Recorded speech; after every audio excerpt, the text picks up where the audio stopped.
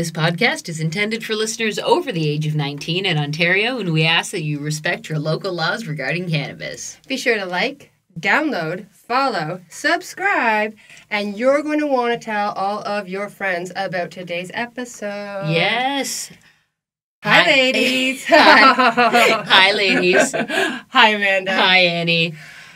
Today's guest. Today's guest? Oh. Today's guest needs no introduction. Not really, no. If you're my age, born in the 80s. I was born in the 80s. Yes.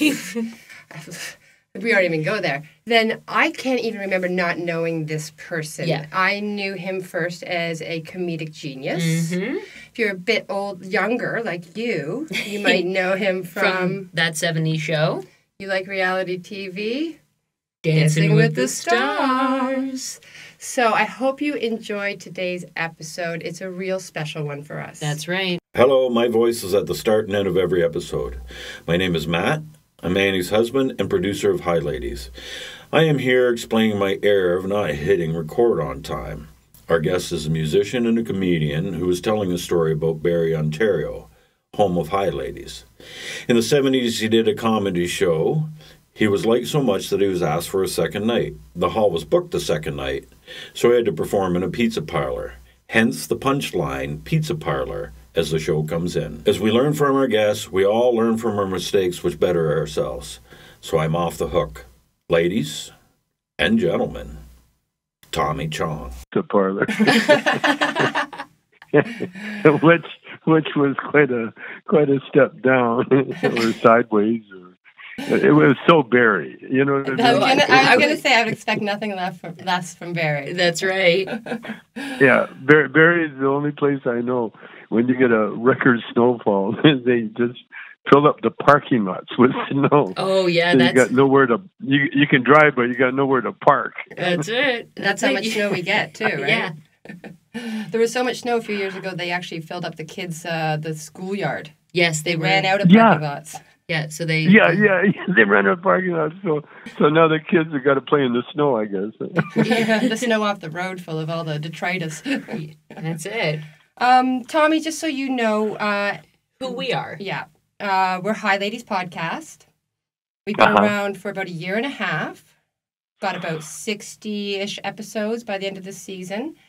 And we just thought it would be great to have a female-led conversation about all things cannabis. And it turns out there's a lot of people out there that wanted that as well. Yep. That's a beautiful idea, and very Canadian and very Toronto.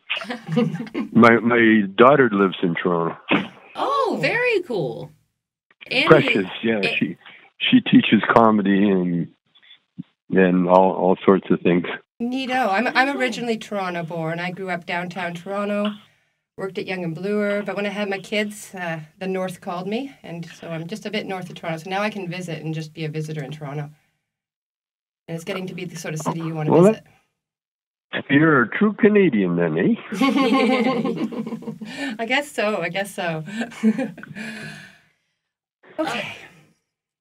Well, I guess we just kind of jump into right into this then, eh, Tommy? That's the only way I do because things. We're two moms, and we kind of come at things from the family perspective of cannabis users. We really think that what you and Cheech did for the cannabis culture since the 1970s was, and obviously is still, revolutionary. But we think of you way much more than just a counterculture drug icon. Like, while doing our research, you consistently come back to the theme of family. I think always. Yeah, you truly are a family man. Oh yeah, because I was born of a mixed, Chinese dad and white, Scotch, Irish, and Native, which we just found out later. I just found out a little while ago that my mother was 25 or 20% Native. Wow. Ojibwe, I believe. And that meant my grandmother was half. That's significant. And they always told us that she was Irish. Dylan. She married I guess she was a half that married Dylan. No. Yeah, that was my grandmother. No, she married a Gilchrist. What am I talking about? Oh, shit. Well, that is significant, finding out that you have Are you there? Yeah, Are you we're there? here. That you have Ojibwe ancestry. That's really neat. Yeah, that's super interesting. I'm guessing Ojibwe, because we found out it wasn't the family that told us. We found out with the DNA, and but my mother was born in Moose Jaw, but her mother was born and raised in Mafican, Manitoba. Oh, that's right near the border. Yeah, and it's Manitoba, right Saskatchewan. on the border, and it's right in the middle of the reservation. Yes. So family, and my mother marrying Chinese, back in the 30s, that was a big, huge step to take. Although it was Edmonton, Alberta, and there was nothing but Chinese and Ukrainians there, so Yeah. it was quite a trip. But anyway, that and then being financially insecure most of our lives. Yeah. And in other words, my dad was a gambler. He gambled, and so whatever cash that he had, even though he worked hard for his money, he wasn't like a professional gambler by no means, but he was a guy that worked hard for his money, but then gambled most of it away. Yeah, that must be. Ooh. Was that tough to watch as a young person? Like, I can't hear you. What happened? What? There we go. Was that hard to watch? Did you sort of understand what was happening with Dad when you were young?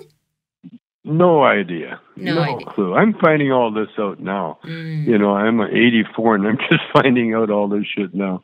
You know what? That but I'm putting it together. But I put it together, because when I was a kid. But my mother was incredibly native in so many ways. She had a way with animals.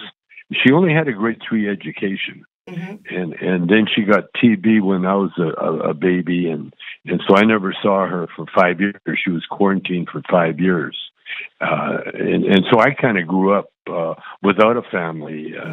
First in the hospital, in the Salvation Army home, and where my brother and my sister were, but we were definitely not a family unit in the home. In fact, we never saw each other in the home. And then we all got together when I was about 6, 7 years old. And then my mom got out of the hospital, and my dad settled down, got a job, and then we were a typical family, but poor enough to rely on what was available. Yeah.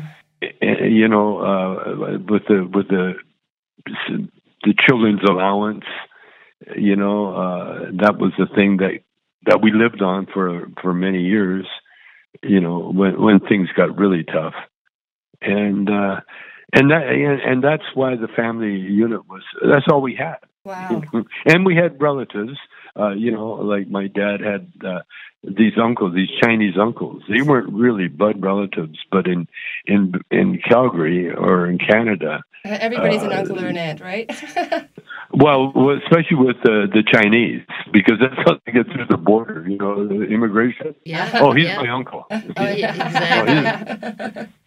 Oh, he's uncle. He's my aunt. Oh, that's my uncle. my cousin. Yeah. So family really was all we had. And then when I was young, growing up, after I got out of the home and started going to like regular schools, and then we lived in a house without plumbing or electricity for until I was about 11, 12 years old. 11, I guess 10, 11. Wow. 11, around there. And then my dad finally cashed in. He was in the army, so he was artillery during the Second World War, and so he finally cashed in on his veterans thing, and we got a wartime house. Oh, and that's where we lived. But what really made a family for us is that I could play guitar when I was 8 years old, and I could play good enough for a fiddle player across the field. Wow. And so we mostly every weekend, definitely all the holidays, I would be playing guitar with a fiddle player. It was my gig. So you've been on the stage since you were 8 years old. And my dad, because my dad loved music and that, then I became, there was a special part of my dad's heart for me because I was a good musician. Oh, wow. Wow. Well, so Tommy, when you started consuming cannabis when you were sort of like a mid-teenager in that, how did that affect your family dynamic in your home? Well, my dad, very Chinese, never really said hello or goodbye. He would just appear or disappear. never really talked. In no conversation. My mom, she was the quiet native, really. She like that. She was a storyteller, and so I got a lot of my stories from her. Very native. That's what I found. And like when you're broke ass poor, living in a little cottage with just what do you call it, a kitchen stove, wood stove for heat for the whole house, and no television, and just a radio. But I was the only one that was really interested in the radio. My brother wasn't, and my sister was too young. And I was raised kind of like an only child, even though we my grandfather came and made us bunks. That was the nicest thing. Oh. We had these bunks in our house. My grandfather on my mom's side was a carpenter, and so he helped us with our house and lived with us. Very family oriented place. And we went to a country school, and half a day, by the way, for a couple of. They need you for the other half to go work, right? So. No, the other half was to let the older kids go to school. Oh. The Canadian solution. You don't have enough schools to just go half. You don't have enough school room for the pupils, and so just split it up half a day. You don't think of building a new school. Nothing like that. That sounds like that was back in the 40s, 50s. Yeah. Such humble beginnings. I mean, I don't know if a lot of people realize what humble beginnings you come from, let alone that you're Canadian. Well, that's what when all you have is your family. Exactly. Mm-hmm. I mean, that's it. There's no organization until I got to 13, and then I joined Army Cadets in Calgary, and that really gave us everything.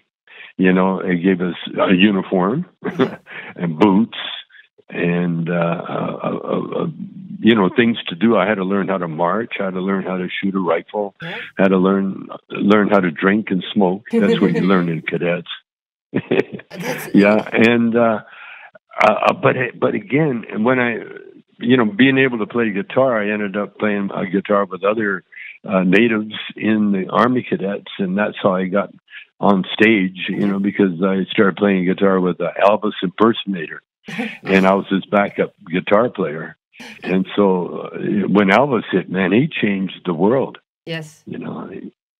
Yes, he sure did. He sure did. And when I had my first gig, to show you a family, when I had my first gig, my mom and my dad, and they drove us all the way to Lethbridge from Calgary to our first gig. But it was our first gig, and we didn't know enough to tell my mom and dad to wait for us because we need a ride home. What they did, they just kind of dropped us off, stayed for as long as they could for the show, and we were the only ones. We were supposed to be backing up a headlining group called the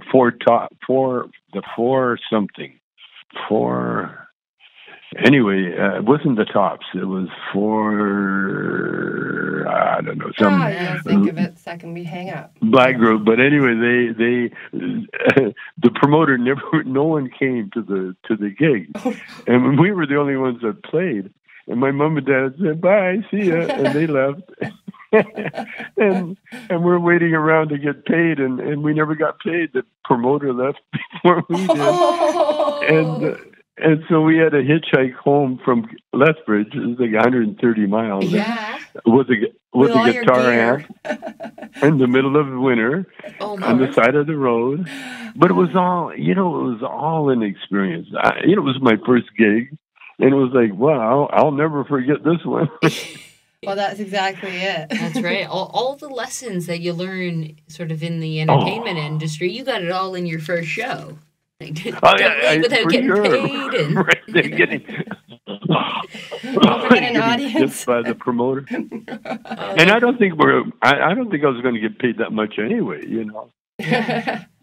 But back in the day, when you get an offer to play, you don't even think about money. It's like, oh, we're going to play, okay, but let's get it together. So it was a great experience. Yeah, my life has been just one laugh.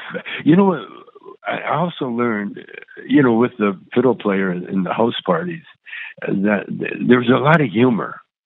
They had running gags going. The honeymooners were kind of happening back in the, Gleason, and my dad kind of looked like Gleason, and so my dad would imitate Gleason. Hey, to the moon, Alice, that kind of stuff. Pow! Yeah, right in the kisser. And my mother, and when we'd have parties, of course, we're playing music, so there was always parties. So Christmas was really great because it always started a month early, because there was winter and nothing else to do. Like I say, no television, nothing. And so it was house parties, So with the music, with the fiddle player and the guitar player, and it was all about dance. Yes. It was all about dancing. I think that's why I ended up, when I became a teenager, I ended up going to dances because I played enough. But when I was a kid, then when I got older, I loved dancing, and so I ended up. That's how I got into the black scene because they were the ones that knew how to dance, and especially in Calgary. And so I ended up hanging first of all with the dancing with them, and then one of the black dance, one of the best. He was a football player, a star, and then he also liked to sing and play guitar. And so we ended up. He ended up joining me in the Native, me and Dick Bird, and so our first group was called the Shades because we were all different colors. Oh, that's awesome! Yeah, the Shades, and then the Native Dick Bird, he went on his own. He was more of a folk singer. He wasn't into sharing the stage with other people, And the black guy turned me on. Tommy Melton, he turned me on to rhythm and blues, and so we were the first to have a rhythm and blues band in Western Alberta, Western Canada. And we got we got such a good reputation. We literally got kicked out of Calgary by the mayor and the chief of police. Something to be proud of, right? Something to definitely be proud of. I actually found an old music video of yours from that era on the internet. And it was fabulous. It stands the test of time. And I could see, that'd be outrageous for Calgary's conservative today in 2022. I mean, it's can you imagine what it was like back then? Off, right? Well, but you know what happened? This is kind of funny because there's really nothing for teenagers to do except get in trouble. Mm-hmm. Fucking smoke. And then when you got in trouble in conservative Alberta, you went to jail. You right away. They were all ready to put. Especially natives and half natives and troublemakers. They're zoot suiters. Yeah, we were zoot suiters. You had long hair, and that's a gang. That's a crowd. I was on the fringe with. I was the musician of that bunch. But I got in trouble one time. A friend of mine stole the car, and so he called me. He says, "Hey, I got a car." It's all great. Where are you? And he says, "Well, it's stalled. I can't get it started." And so he says, I said, where are you? And so he told me, oh, I'm just down the block from you. Oh, okay. So I went down to help him get it started. And as we were trying to start, under the hood, cops pulled up behind us, and so we took off running. Of course, we ran to my house. First and mistake. the snow had just fallen. And so they had the one cop just looked at our footprints and come in. And my mother was so cool. My mother said, "Oh, they've been here all night." And the cop said, "Yeah, sure, lady. Come on, you guys." Mother of the Year award there. That is such a Canadian flag. Oh, she was so cool. Anyway, we went to jail, and then we got in front of the magistrate Reed and got fined $100 for joyriding, even though the car never went anywhere.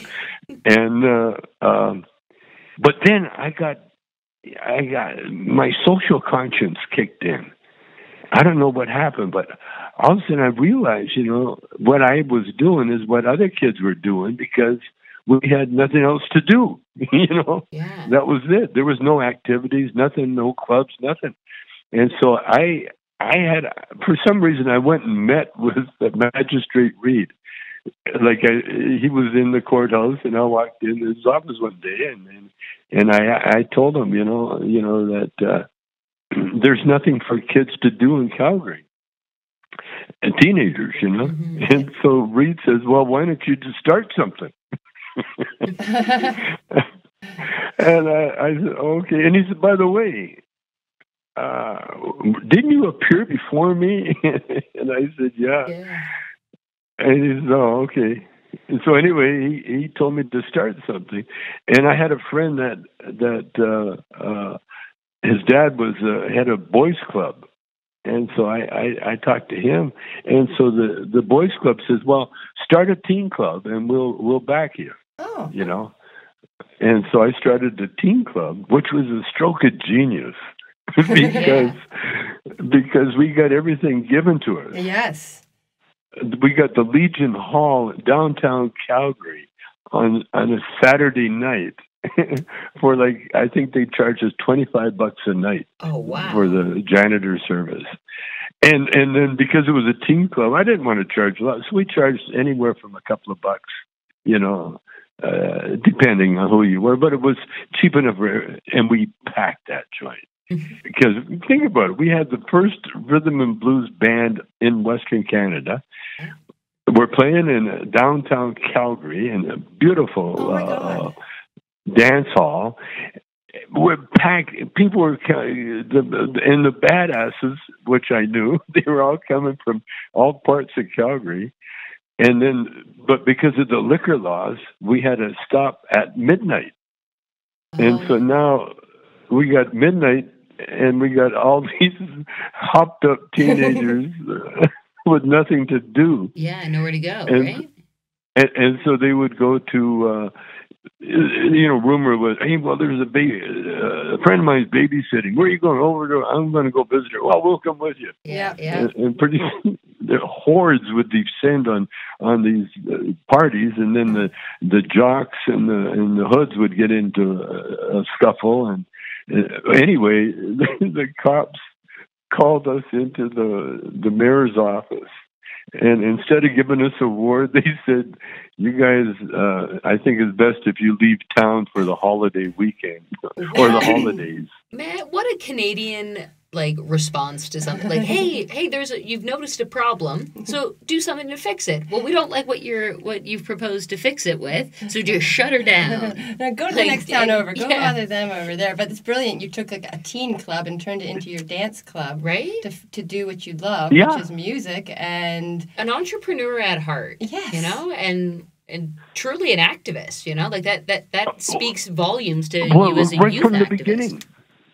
Yeah, right from the very beginning when I got out, I always had that. I think it started in the Salvation Army home because before, the Salvation Army, they helped all the homeless. Yep. And there was homeless. There's always been homeless. And so what they would do, and they're mostly alcohol related. It wasn't drugs back then as much as it was alcohol. and especially with the native population. Yeah. And they were turned into hopeless drunks. But the Salvation Army had a rule. Okay, we're going to fix you and everything else, but you have to listen for an hour of sermons and singing and Christian, And the weird thing about what I learned just lately was the militant approach to Christianity, which the Salvation Army took, in which what are they called? The Crusades. Remember the Crusades? Yep. Medieval time, where King was it Richard? I think it was, led a crusade into the Muslim countries to fix those infidels, and teach them Christianity, or they'll die. Yes, yes. Bring them out of their anarchy, right? And we're going to fix it all. Yeah. It's it's such a bad taint on history, and but it's normal. It's what was going on back then, because war is a learning tool for humans. This is my take on war. We'll always have war because we're in a war, a physical universe. Mm-hmm. In a physical universe, there's war always. Be it chemistry explosions causing the sun, or whatever, anything. There's always explosions and chaos, and that's where we live. We live in a physical world, and back then, there was them and us, and that's why the natives were treated horribly, but they understood because they treated other natives horribly. It's an ongoing thing, man. But here's what I learned with the war, and I was just writing it now, just now, about how you don't learn with comfort. In other words, if if you win, say golf, you win. They say, how did you win? What did you win? Well, luck, luck, or God, or everything was right. Did you learn anything? No, not really, because there's nothing to learn. I was just along for the ride. Mm-hmm. But when you lose, now you can decipher why you lost. Now you can learn something. Yeah. So you don't learn anything by winning. You only learn by losing. Yeah.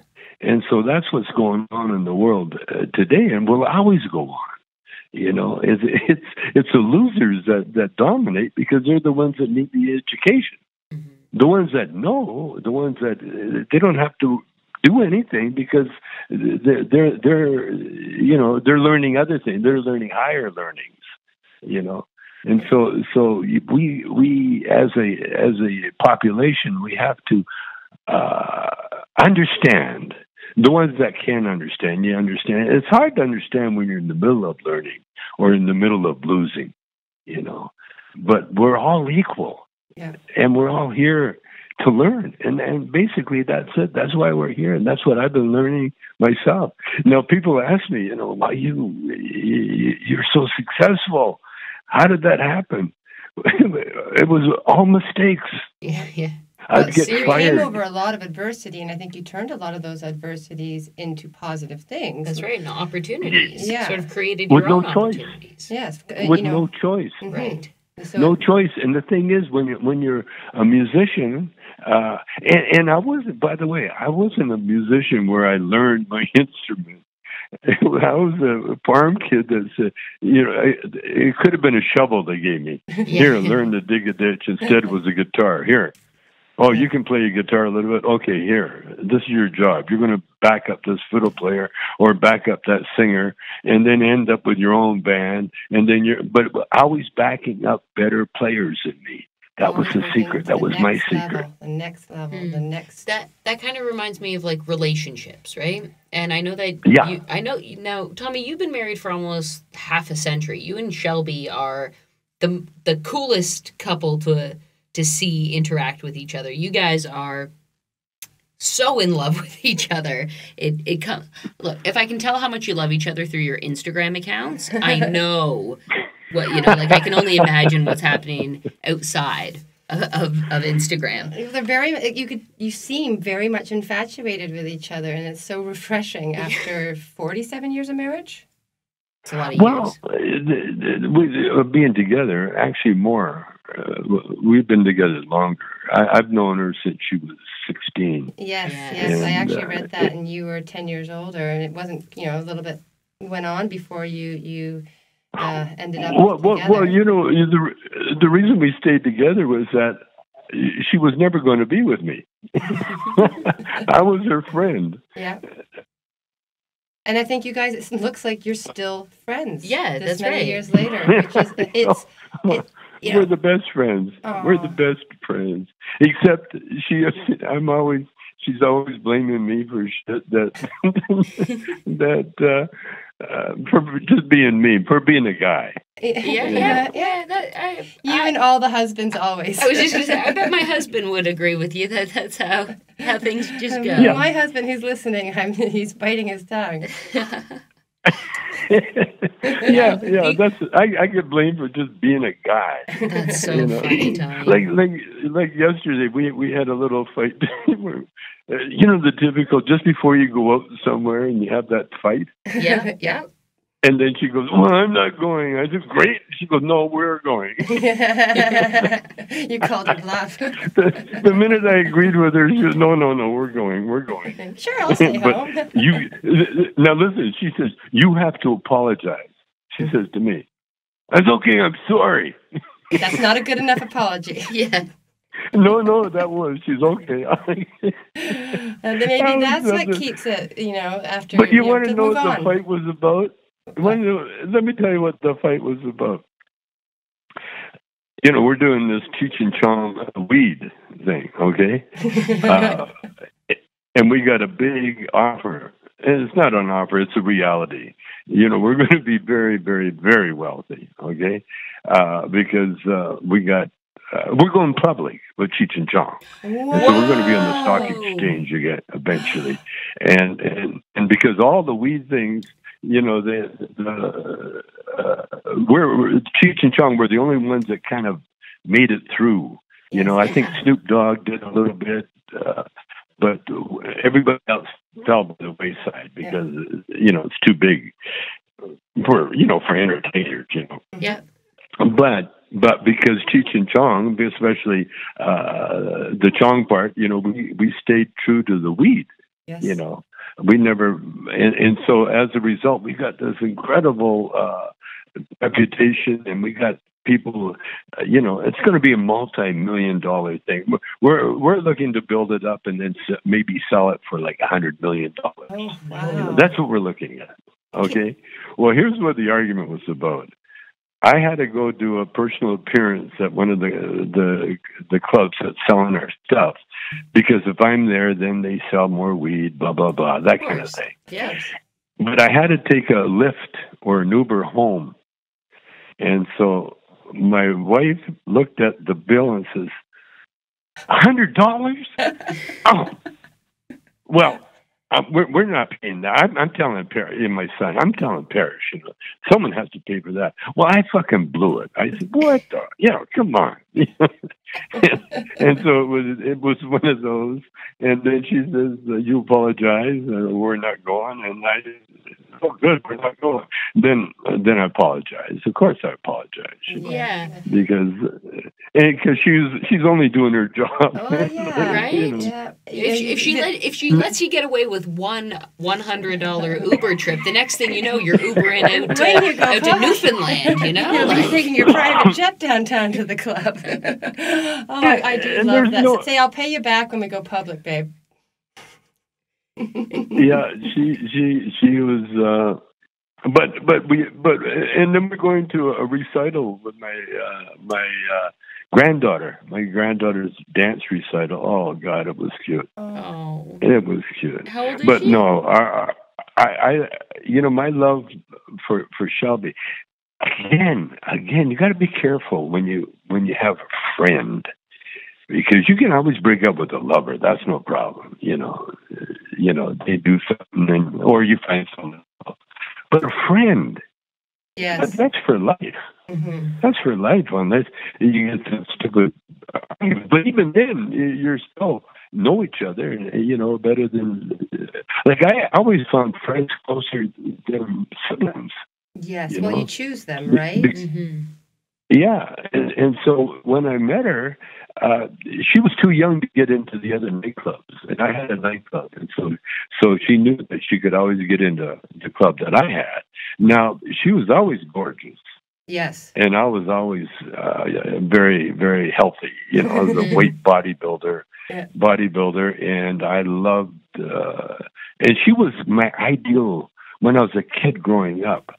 I was a little brown guy, and there was always a blonde with blue eyes that I was secretly in love with, but never had a chance to be with. And then when I got into the black.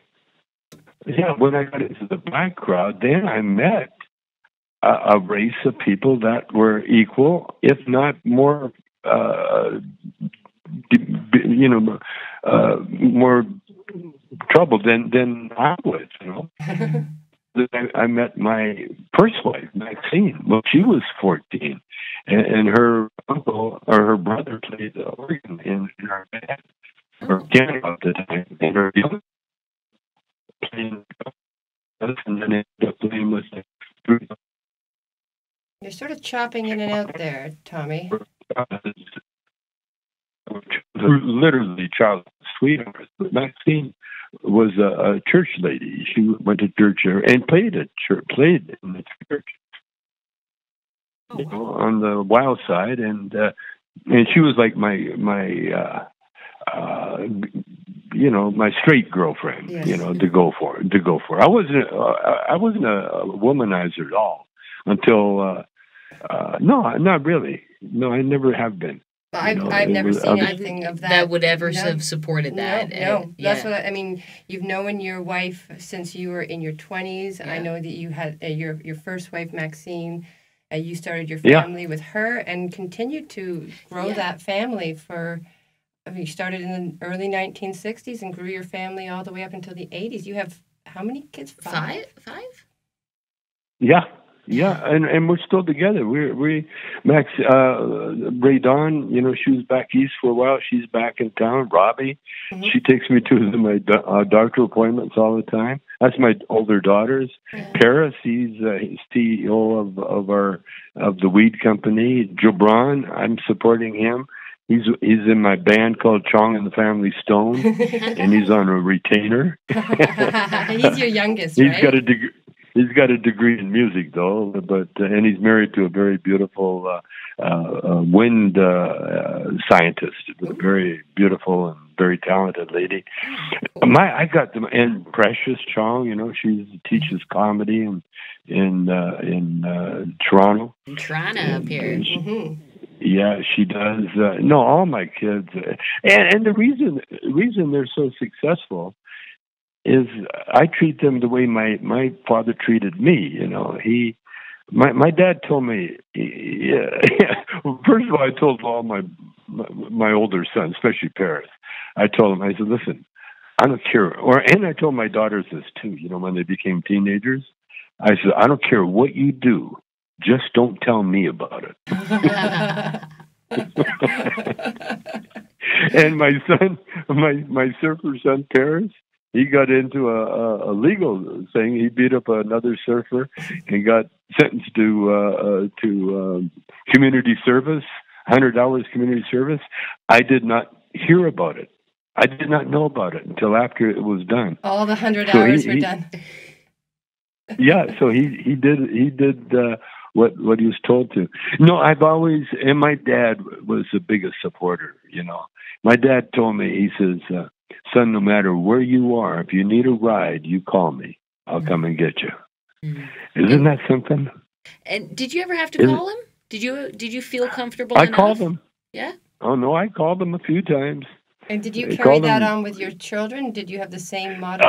Exactly, and that's what he told me. He says, "You do that." I said, "Hey, thanks, Daddy." Well, when you have kids, I want you to do the same thing. And I said, "Oh," and so I did. Not only with my kids, but with their friends too. like we raised a couple of kids, you know. Yep, there's like a few extras around. homeless, or what do you call it? One parent kid, the friends of my well, they always knew that the Chong household was open. One time my wife and I were coming home and we could see the kitchen and we say, well, who's that kid? That's not Paris.